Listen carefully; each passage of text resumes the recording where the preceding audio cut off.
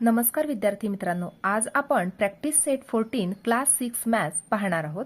Question number 1. In the table below write the place value of each of the digits in the number 378.025.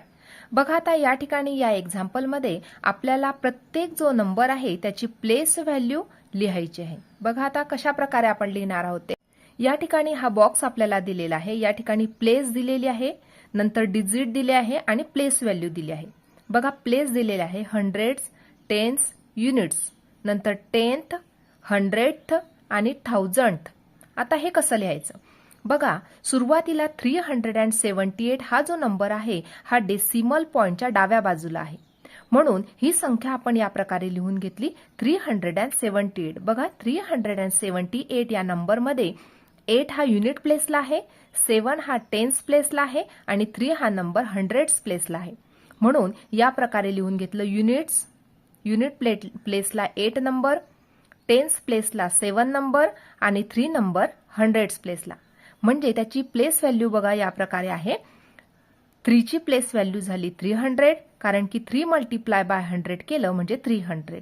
आता 10 multiply by 7 केलं तर 7 ची place value बनली 70 आणि 8 1 जा 8 म्हणजे 8 नंबरची प्लेस व्हॅल्यू बनली 8. या प्रकारे इथपर्यंत हे अतिशय सोपं आहे. परंतु आता डेसिमल पॉइंटच्या नंतरचे डिजिट, डेसिमल पॉइंटच्या उजव्या बाजूला 025 हा नंबर आहे. आता या ठिकाणी हा डेसिमल पॉइंट आला. डेसिमल पॉइंटच्या नंतरचा डिजिट आहे 0. तो 10th प्लेसवरती आहे. 10th प्लेस म्हणजेच काय? 1/10. 10th प्लेस म्हणजेच काय? डेसिमल पॉइंटच्या उजवीकडे 0 नंबर आहे, म्हणजेच त्याची प्लेस व्हॅल्यू बनणार 0/10 = 0. आता डेसिमल पॉइंटच्या नंतरचा 0च्या नंतरचा नंबर आहे 2.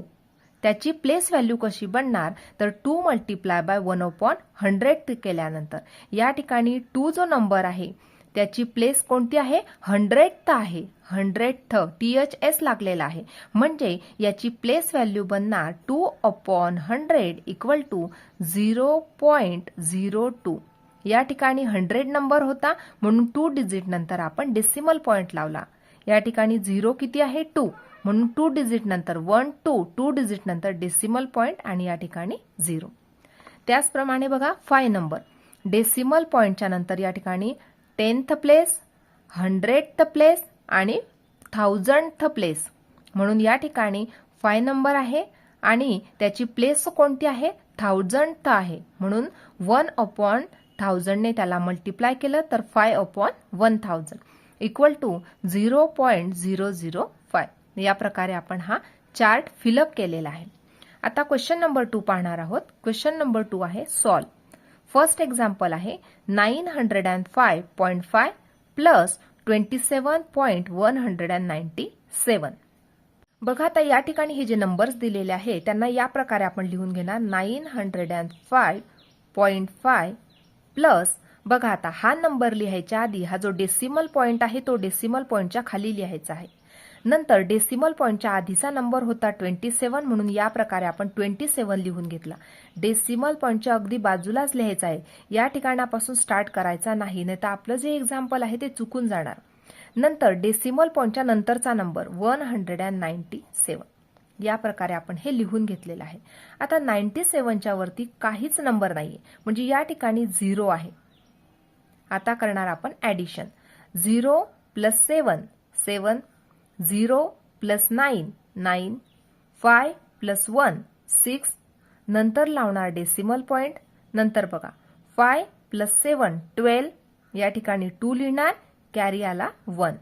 आता 1 + 0 + 2 या तिन्हींची ऍडिशन केली तर या ठिकाणी मिळाले 3 आणि 9 जसा आहे तसाचा तसा, म्हणजे आन्सर मिळाला आपल्याला 932.697. सेकंड एक्झाम्पल बघूया.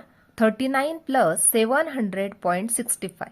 बघा स्टार्टिंगचा नंबर आहे 39 लिहून घेतला, प्लस आता या ठिकाणी 700.65. 700 हा कंप्लीट नंबर होता, म्हणून या प्रकारे 700 लिहून घेतला. डेसिमल पॉइंट होता, नंतर 65. आता या ठिकाणी 39 नंबर कंप्लीट नंबर आहे, म्हणजेच काय तर 39.00. या प्रकारे सुद्धा आपण हा 39 नंबर लिहू शकतो. आता करायचे आहे ॲडिशन. 0 + 55, 0 + 66, डेसिमल पॉइंट, 9 + 0 9, 3 + 0 3 आणि 7 जसा आहे तसाचा तसा. म्हणजे आन्सर मिळालं 739.65. थर्ड एक्झाम्पल बघणार आहोत. 40 + 27.7 + 2.451. सुरुवातीला पहिला नंबर लिहिणार 40. आता या ठिकाणी 40 म्हणजेच काय तर 40.000. या प्रकारे सुद्धा 40 हा नंबर लिहू शकतो. म्हणजे 40 हा कंप्लीट नंबर आहे. 40.00 म्हणजे या ठिकाणी पॉइंटच्या नंतर 00 लागलेला आहे, म्हणजेच हा कंप्लीट 40 नंबर आहे. नंतर 27.7. आता सुरुवातीला हा जो डेसिमल पॉइंट आहे तो डेसिमल पॉइंटच्या खाली लिहिणार. डेसिमल पॉइंटच्या आधीचा नंबर होता 27.7. या प्रकारे लिहून घेतलं. प्लस नेक्स्ट नंबर लिहिणार 2.451. आता डेसिमल पॉइंटच्या खाली डेसिमल पॉइंट लिहिणार. डेसिमल पॉइंटच्या आधीचा नंबर होता 2 म्हणून या ठिकाणी 2. नंतरचा नंबर होता 451. बघा या प्रकारे व्यवस्थित लिहायचं आहे. जर तुम्ही हे अंक व्यवस्थित लिहिले नाही तर तुमची ॲडिशन चुकून जाणार. बघा आता या ठिकाणी कोणताही नंबर नाही, म्हणजे या ठिकाणी सुद्धा 00 आहे. आता 0 + 1 1, 0 + 5 5, 0 + 7 7, 7 + 4 11. या ठिकाणी 1 कॅरी 1. तर या ठिकाणी डेसिमल पॉइंट आहे म्हणून या ठिकाणी डेसिमल पॉइंट. 1 + 0 1, 1 + 7 8, 8 + 2 10, 0 कॅरी 1, 1 + 4 5, 5 + 2 7. आन्सर मिळाला आपल्याला 70.151. Question number 3 subtract. First example बघणार आहोत. 85.96 - 2.345. बघा या प्रकारे आपण लिहून घेणार. आता फर्स्ट नंबर लिहून झाल्यानंतर सेकंड नंबर लिहायच्या आधी डेसिमल पॉइंटच्या खाली डेसिमल पॉइंट लिहिणार. नंतर 2 नंबर आहे. डेसिमल पॉइंटच्या आधीचा नंबर 2 लिहिला. नंतर डेसिमल पॉइंटच्या नंतरचे डिजिट 3 4 5. या प्रकारे लिहून घेतले. तर या ठिकाणी सबट्रॅक्टचं साइन लावून घेतलं. आता 0च्या वरती कोणताही अंक नाही, म्हणजे या ठिकाणी नंबर आहे 0.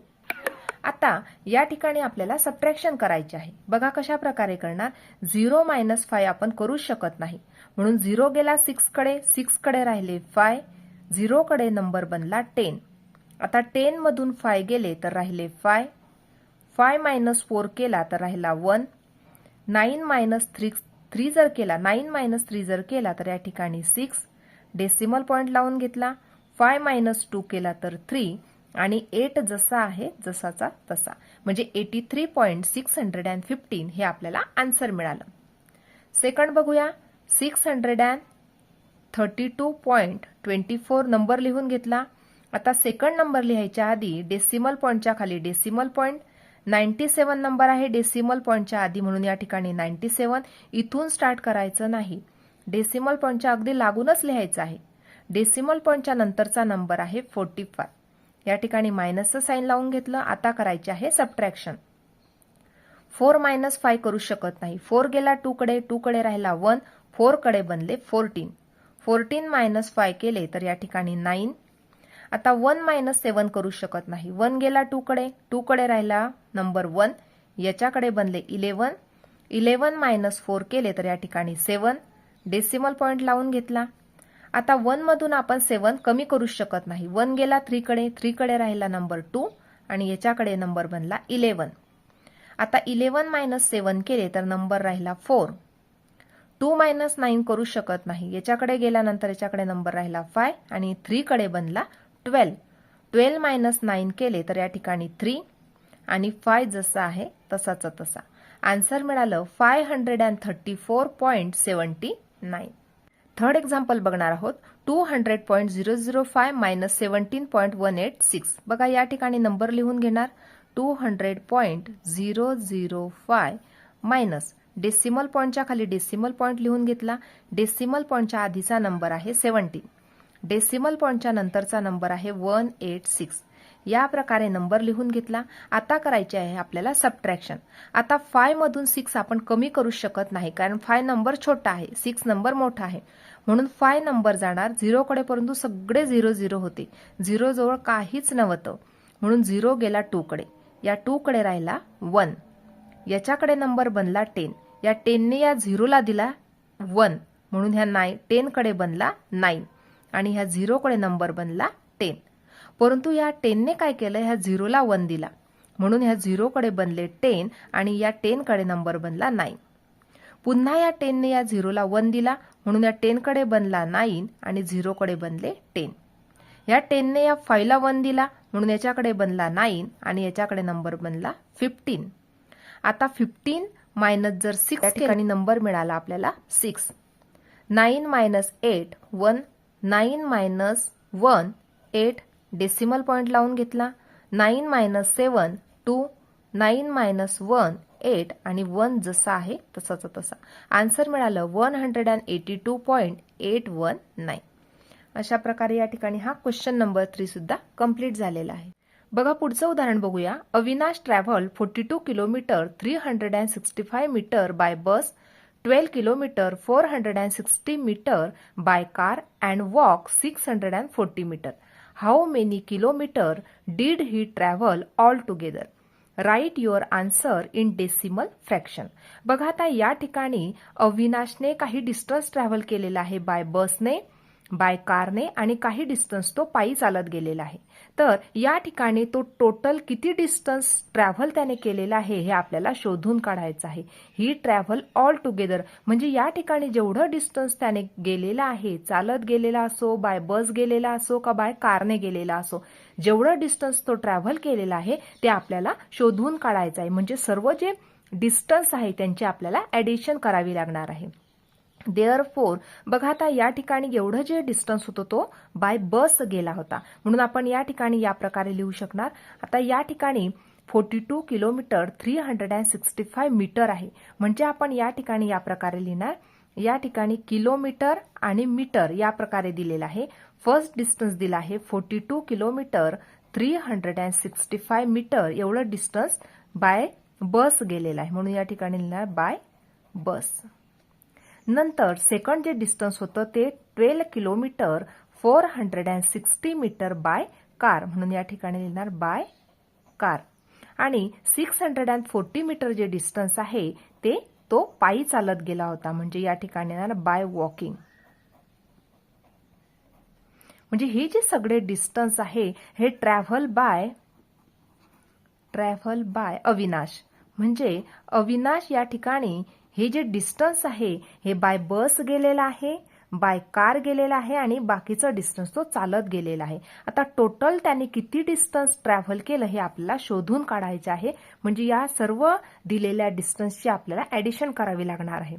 5 + 0 + 0 5, 6 + 6 12, 12 + 4 16, 6 कॅरी 1, 1 + 3 4, 4 + 4 8, 8 + 6 14, 4 कॅरी 1, 1 + 2 3, 3 + 2 5 आणि 4 + 1 5. म्हणजे टोटल डिस्टन्स तो किती गेला तर 55 किलोमीटर 465 मीटर. या ठिकाणी लिहिणार therefore he travel 55 kilometre 465 metre total distance. Total distance तो एवढा चाललेला आहे. परंतु या ठिकाणी आपल्याला जे आन्सर आहे ते आपल्याला डेसिमल फ्रॅक्शन मध्ये लिहायला सांगितलं आहे, म्हणून या ठिकाणी आपण लिहिणार देअरफोर 55.465 किलोमीटर ही ट्रॅव्हल ऑल टुगेदर. म्हणजे टोटल डिस्टन्स तो 55.465 किलोमीटर एवढं डिस्टन्स तो त्याने ट्रॅव्हल केलेला आहे. अशा प्रकारे या ठिकाणी आपण हे डेसिमल फ्रॅक्शन मध्ये आन्सर त्याचं लिहिलेलं आहे. या ठिकाणी तुम्ही या प्रकारे जरी आन्सर लिहिलं तरी सुद्धा ते राईटच आहे, परंतु जर डेसिमल फ्रॅक्शन मध्ये लिहायला सांगितलं तर तुम्ही ते या प्रकारे लिहायला हवं. सेकंड एक्झाम्पल बघूया. Ayesha bought 1.80 metre of cloth for her salwar and 2.25 meter for her kurta. If the cloth cost 120 rupees per meter, how much must she pay the shopkeeper?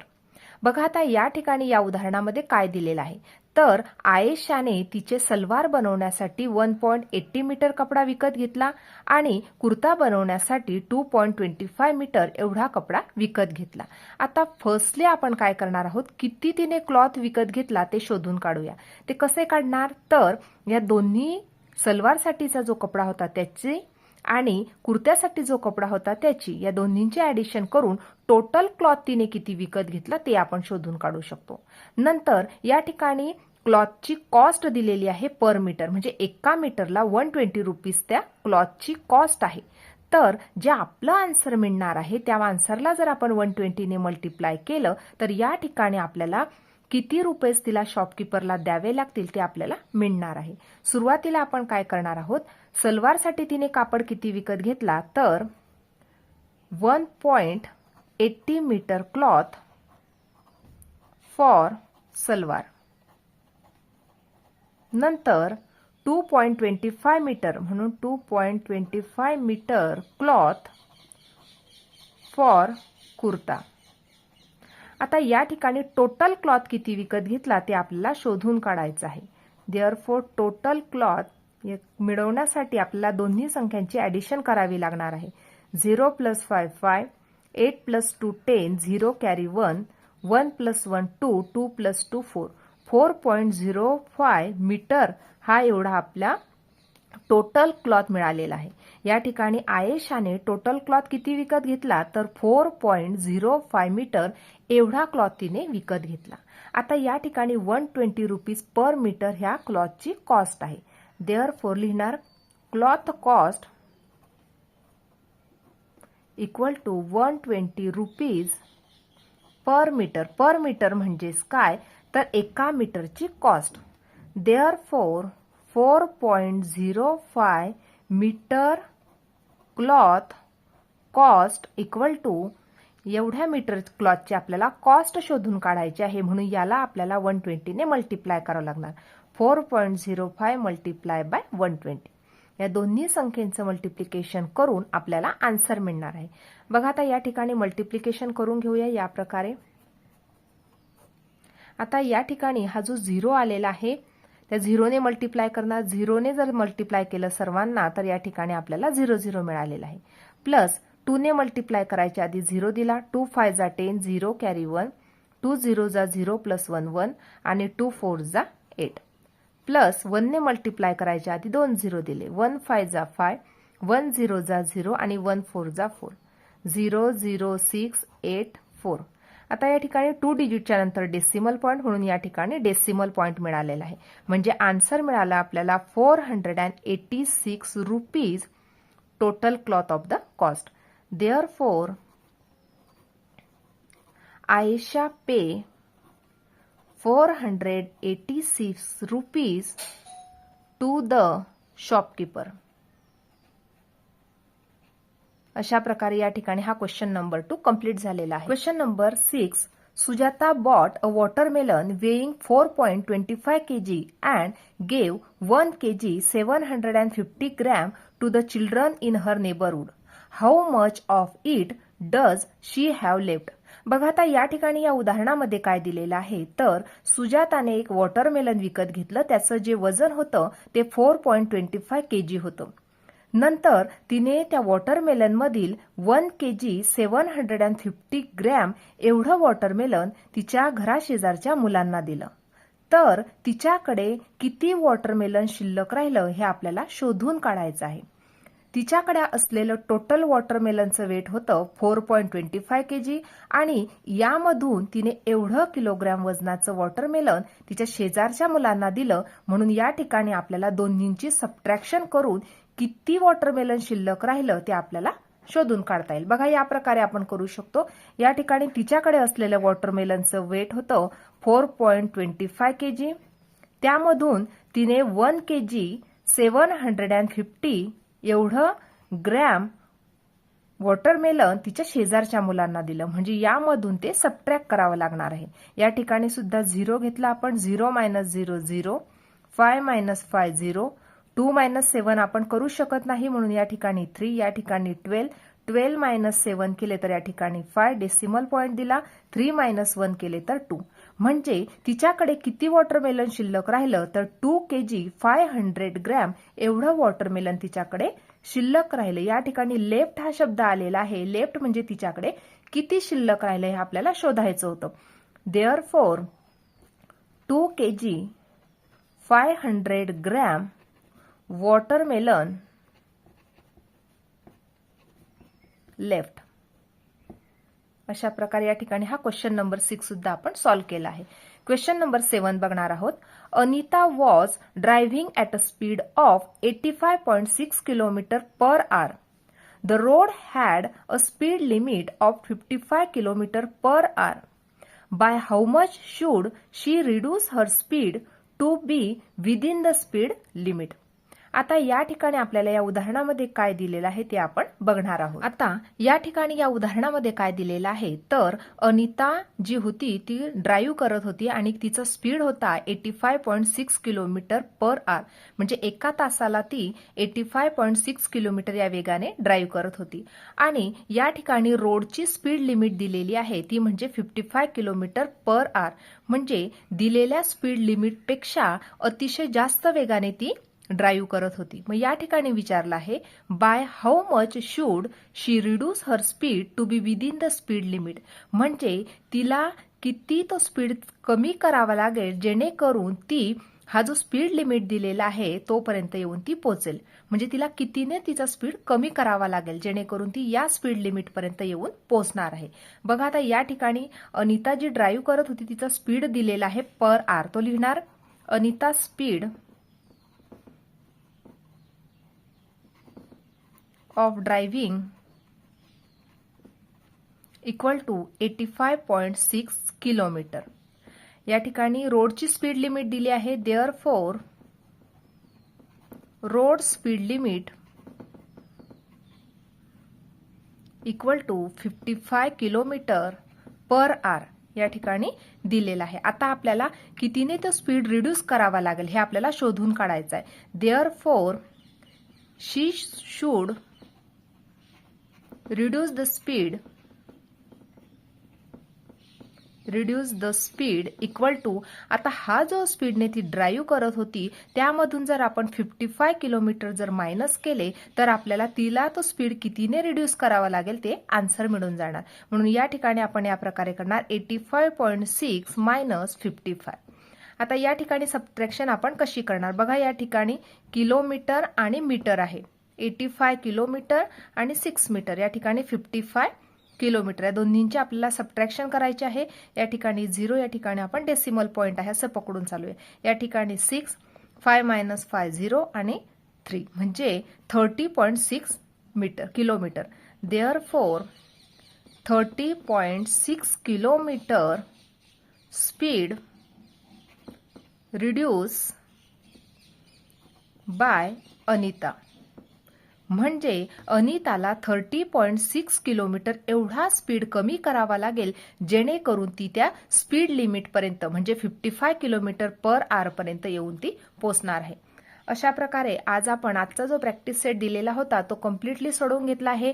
आजचा व्हिडिओ कसा वाटला ते नक्की कमेंट करून कळवा आणि व्हिडिओला लाईक, शेअर आणि सबस्क्राईब करायला विसरू नका विद्यार्थी मित्रांनो. धन्यवाद.